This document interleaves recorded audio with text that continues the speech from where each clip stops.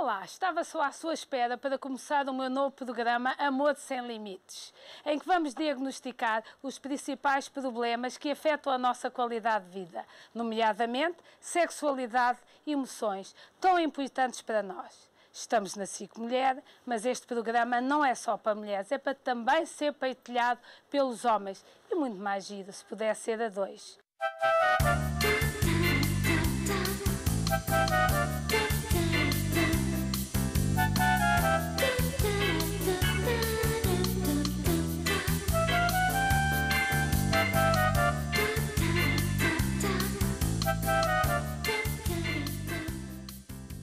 Vão conhecer os convidados de hoje, o Dr. Manuel Coelho, urologista, a Adelaide Souza, que todos conhecem, apresentadora de televisão, o Dr. Carlos Quevedo, jornalista e sociólogo de formação, e a Dra. Mariana, nutricionista.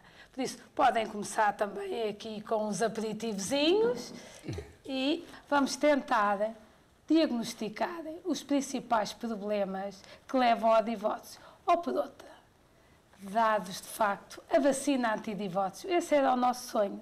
Será que a vão conseguir fazer?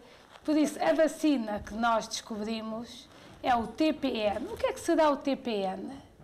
Vamos ver como é que vamos fazer a prevenção ou o diagnóstico precoce das situações de crise para evitar os divórcios. Alguns não vale a pena evitar, mas se calhar muitos vale a pena. Vou pedir ao meu colega Manuel Coelho que me diga o que é que acha que os homens pensam sobre a parte do divórcio. O que é que eu acho que os homens pensam sobre a parte do divórcio? Começas com uma pergunta logo complicada. Eu acho que quando acontece, acontece. Não tenho que pensar propriamente muito sobre isso. Convém pensar antes que isso aconteça. Fazer a prevenção. E o que é que tu aconselhavas às mulheres para fazerem, para conseguirem que os maridos continuassem como no primeiro dia que as conheciam, afetivos, a mandar flores, a fazer festinhas? O que é que aconselhavas às mulheres para fazerem, para conseguirem continuar com o príncipe encantado forever? São perguntas difíceis. Ou elas continuarem bonitas, atrativas, como no primeiro dia, também isso é uma coisa que dá para os dois lados. Acho que isso tem que ser um jogo a dois, são um tango que tem que ser dançado aos dois. Na tua consulta, os homens queixam-se frequentemente das padeceiras ou não? Queixam. E qual é a queixa mais frequente? Queixam-se, depende da idade, é variável. Numa fase de um casal jovem, isso é pouco frequente acontecer, porque o estímulo visual, o estímulo que levou ao casamento, funciona de forma intensa. Depois há os filhos, depois há as pílulas, que tiram muito o desejo das mulheres, e os homens não tomam pílulas e, portanto, continuam com necessidades muito intensas. Depois as mulheres começam com dores de cabeça e os homens não têm dores de cabeça e, portanto, isso faz com que haja, ao longo da vida de vários homens e das mulheres, velocidades diferentes em relação à relação. E eu acho que isso só se consegue ultrapassar essas diferenças através de um diálogo que tem que se ir construindo, e isso é preciso construir os dois. Precisamente, é um dos problemas que eu, como ginecologista, também frequentemente constato no consultório. As mulheres queixam-se imenso dos maridos. Parece que os maridos queixam menos das mulheres, mas elas queixam-se a dizer que a necessidade sexual delas, em algumas fases da vida, de facto não é igual à deles. Por grupos etários, os problemas, de facto, são diferentes. Mas hoje em dia, mesmo naqueles grupos que não deviam ter problema, entre os 20 e os 30 anos, também têm. Porquê? E quais são os principais problemas que se detectam nessa idade? Vou começar por perguntar ali à Mariana, que está neste grupo etário e que também faz consulta a pessoas deste grupo etário. O que é que ela acha sobre isto? Os homens e as mulheres têm sempre uma maneira de pensar e de estar na vida muito diferentes, e o ritmo que andam ao longo da vida toda, eu acho que nunca andam totalmente a par e passo. Inevitavelmente as mulheres são mais complicadas e a maioria das vezes os homens não têm paciência para as complicações das mulheres e passa muito por aí, falta de paciência e acaba por levar a esse desfazamento também na vida sexual. Mas eu acho que isto é em todas as idades. O grupo está entre os 20 e os 30 anos.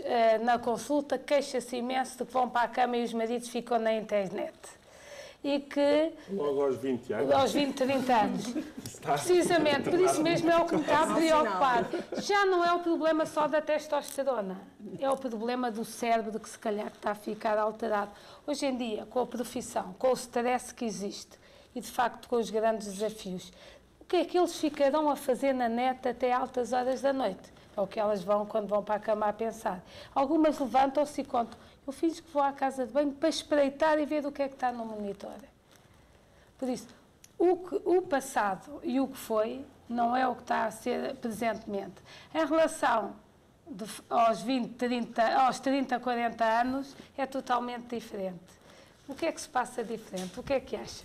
Dos 30 aos 40? Sim. O que se passa diferente? Bom, eu casei-me já muito perto dos 40. E, portanto, se calhar as minhas referências poderão não ser da comum mortal, não é? Porque, de facto, esperei bastante tempo para me casar. Mas isso foi porquê? Para fazer um casting correto? Estava com medo do casting? Também. Mas não só. Marido? O meu marido tem 49. Tem 49 anos. E casou-se aos 40. Ele tinha 40, eu tinha 34. De facto, há coisas que fazem parte da nossa vida agora que suponho que, se tivesse casado 10 anos antes, não seriam os mesmos problemas que teríamos, com certeza. No entanto, acho que, apesar de tudo, nesta altura da vida, nós estamos não tão desfasados como poderíamos ter estado se tivéssemos casado 10 anos antes. Se calhar porque também já estou numa idade em que sou um bocadinho menos complicada. Há bocado dizia-se que as mulheres são muito complicadas e se calhar somos, mas se calhar por isso mesmo, porque eu já me descompliquei antes de casar, porque senão não teria casado. E essa espera foi consciente, no sentido de esperar para perceber se eu tinha a maturidade emocional para fazer aquilo que para mim era importante, que era encontrar um parceiro para o resto da vida. E porque não queria encontrar mais um parceiro, mas encontrar o parceiro, esperei. E quando encontrei, ficámos noivos ao fim de 3 meses. Portanto, eu não sou propriamente um exemplo muito paradigmático. E eu acho que é o exemplo ideal. Ah, é? É, porque antigamente os casamentos eram baseados em conveniência social ou económica. Hoje em dia, as relações e os casamentos são baseados em afetos que são voláteis. Por isso, os casamentos começaram a ser muito mais voláteis. Se a pessoa se conseguir fazer o casting, a seleção do parceiro, cerebralmente, que me parece que foi o que fez, arranja um parceiro com quem não tem medo de envelhecer nem de ter celulite. Isso é o ideal, porque de facto há homens para namorar e homens para viver. Se as relações forem assentes numa estabilidade mental, duram muito mais tempo. Porque quando nós nos apaixonamos, qualquer sapo vira príncipe, mas ao fim, porque a paixão dura de 6 meses a 2 anos, mas ao fim de 2 anos, muitas vezes, aquele príncipe vira o sapo e está lá em casa connosco. Por isso, nunca se via ninguém casado em fase de paixão, porque a paixão vai mascarar o nosso príncipe e vai mascarar o homem que temos na frente. E uma coisa temos de ter a certeza: Príncipe Encantado só havia um e a Cinderela ficou com ele. Por isso, há sempre alguns defeitos. Temos nós e temos os outros, mas temos de ser tolerantes. Agora, há mulheres complicadas e homens complicados. Eu, por acaso, não sou capaz de generalizar e vejo centenas de mulheres por mês, cada mulher é uma mulher. Um dos problemas que nós temos, se calhar genético, é a tendência a contar muitos pormenores. E o que é que acontece? O homem não tem paciência para ouvir, então dá-nos logo a solução. Nós já temos a solução, não queremos solução nenhuma do problema. O que nós queremos é que alguém tenha capacidade para nos ouvir.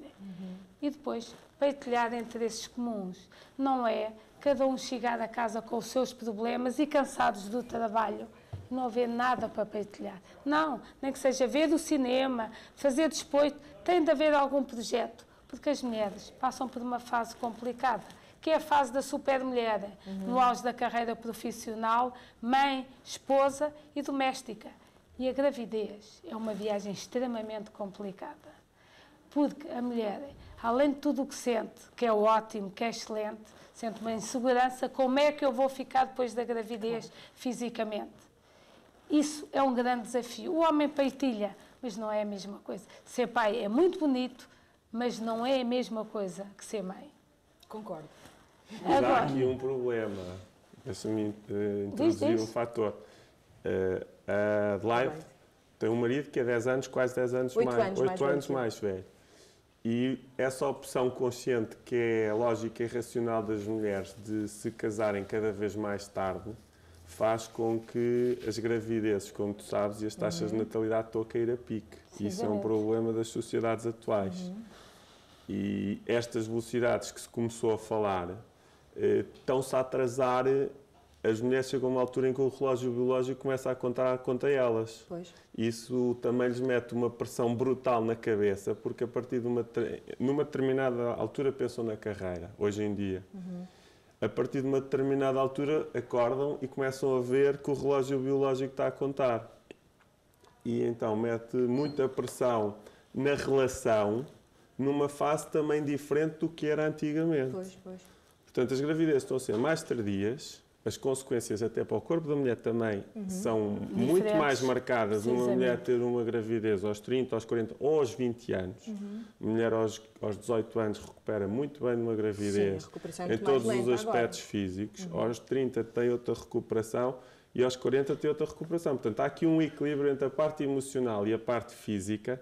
Até para as mulheres tem uma velocidade do que estamos a falar diferente dos homens. Precisamente, mas hoje em dia tu se fores a ver as mulheres de 40 anos com todas as técnicas que há e como se investiram muito na imagem antes da gravidez, também investem depois. E nós vimos mulheres com filhos aos 40 anos com o corpo está escultural porque de facto investiram muito nessa fase. Agora, uma coisa que eu me apercebo, ultimamente, principalmente nos últimos 5 anos no consultório, é que mulheres no auge da carreira profissional, por volta dos 30 anos, têm 3 e 4 filhos atualmente, porque antes quem é que tinha mais filhos? Eram os extremos económicos, é quem vivia muito bem e muito mal.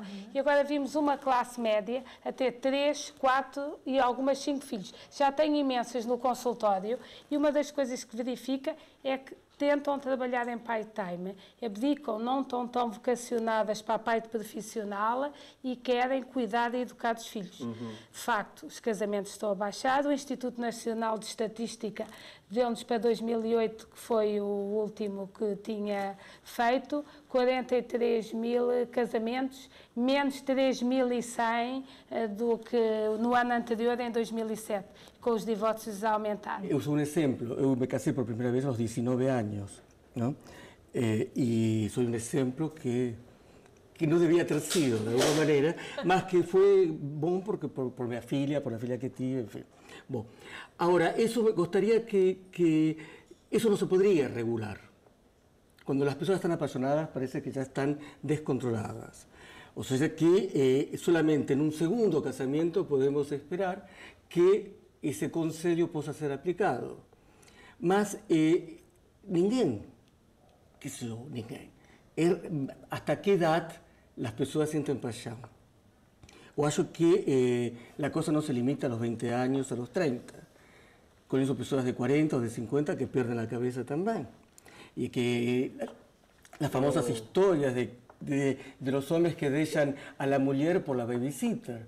Es decir, existe. Se fores muito racional a casar-te, isso pode acontecer na mesma.